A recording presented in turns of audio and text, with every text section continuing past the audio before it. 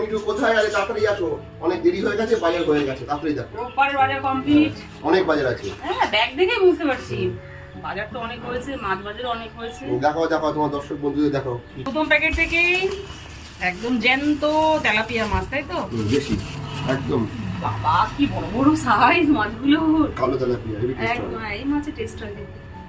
তারপরের প্যাকেট থেকে কি মাছ? জ্যান্ত কাতলা। জ্যান্ত কাতলা, লেজের পোর্শনটা এনেছো তাই তো? সাইজ কি কাতলা মাছ? কাতলা মাছটা ক কিলো ছিল? তো বিভৎস বড় বড় পিস। 4 কিলো মতো। 4 কেজি। পরের প্যাকেট থেকে কি? এই চিংড়ি মাছ ছোট সাইজে। এঁচড় দিয়ে খাবো। এচড়ে। লাউ দিয়েও করতে পারো। হ্যাঁ, দেখো যেটা লাউ ভালো দিয়েও হবে। করা যাবে। তারপরের প্যাকেট থেকে লুপ্তপ্রায় মাছ। একদম লুপ্তপ্রায়। গুলে বন্ধুরা তোমরা এই মাছটা খাও কিনা জানি না, আমরা তবে খাই। এই মাছটা গুলে মাছ পাওয়া যায় না। একদমই পাওয়া যায় না। এই মাছটা খেতে কিন্তু খুব ভালো, আর এই মাছের দামও অনেক।